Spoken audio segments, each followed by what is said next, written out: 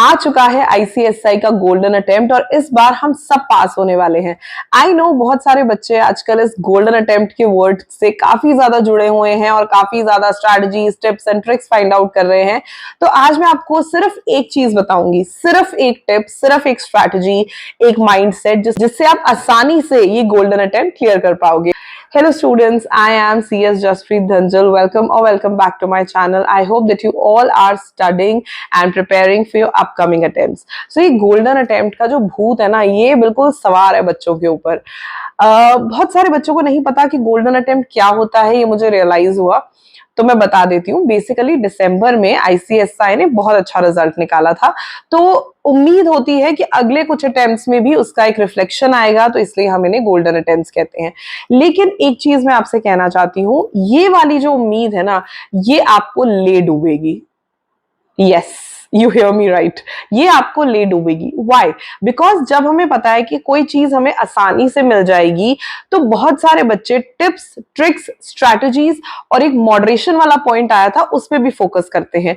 What you really need to focus is just one thing, that is hard work. Hard work, 100% syllabus coverage और पढ़ाई।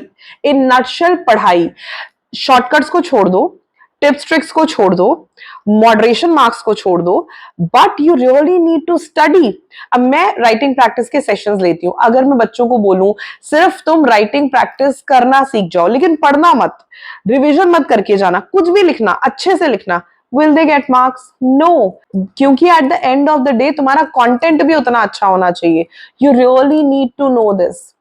बहुत सारे बच्चे ये सोच तो रहे हैं कि ये गोल्डन अटेम्प्ट है, हम आसानी से क्लियर कर जाएंगे, but I don't know why, may be ICSI could make it one of the toughest attempts.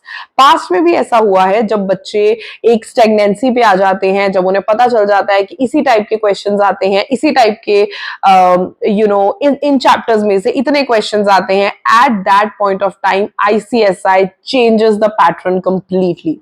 ऐसा हुआ है पास्ट में और ऐसा होता है, बिकॉज अदरवाइज फिर सीए, सीएस, सीएमए और बाकी किसी एग्जाम में कोई फर्क ही नहीं रह जाएगा। So you really need to understand at this point of time, don't fall for such words. मैंने भी ये वर्ड्स बहुत बार यूज किए हैं, मैंने भी ऐसा बोला है, लेकिन कोई फायदा नहीं होगा अगर आप पढ़ोगे नहीं। अगर आप ये सोचोगे कि भाई हमें तो मॉडरेशन में 50 नंबर मिल जाएंगे, हम पढ़ते ही नहीं है, then it is your fault.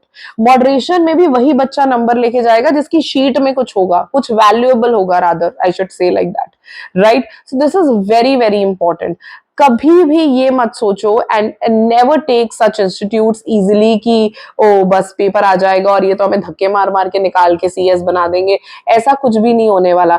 Once in a while ठीक है, परसेंटेज हिलती है, परसेंटेज इंपैक्ट होती है, बट जरूरी नहीं है कि इस बार भी उतना ही परसेंटेज आए। It is not at all necessary. कहीं लिखा नहीं है, कहीं कहा नहीं गया, ये सिर्फ हम एक अपने एक्सपीरियंस से कह रहे हैं कि हो सकता है ऐसा हो, लेकिन कंप्लीटली इस पे रिलाई करना आपकी गलती होगी अगर आपने अच्छे से नहीं पढ़ा। You can not pass. और एक और चीज मैं कहूंगी, अब क्योंकि इतना ज्यादा शोर मच गया है, आई ऑल्सो फील लाइक ऐसा हो सकता है कि जो पहला एग्जाम है, नॉर्मली पहला एग्जाम टफ होता है, पहला एग्जाम इतना टफ होगा कि आप बिल्कुल हिल जाओगे, that what is it, right? So at least for the first exam go well prepared. इस पे मैं एक डिटेल्ड वीडियो बनाऊंगी, but for now I want to tell you, go well prepared. क्योंकि एक चीज हमेशा याद रखो, सीए, सीएस या CMA, they are not checking your presentation skills or your beautiful handwriting or even content. They are checking your mindset. पढ़ के हर बच्चा गया है, हर बच्चा अच्छे से पढ़ के जाता है, self study, revision, writing practice सब करके जाता है, लेकिन सक्सेसफुल वही होता है जो उस टाइम पे एग्जाम हॉल में अपने आप को प्रूव कर दे, राइट? अपने माइंडसेट को, अपने उस चीज को चैलेंज एक्सेप्ट कर ले कि जो मर्जी क्वेश्चन आया, I am able to answer it, right? तो उसके लिए बहुत पढ़ना पड़ेगा, बहुत ज्यादा मेहनत करनी पड़ेगी।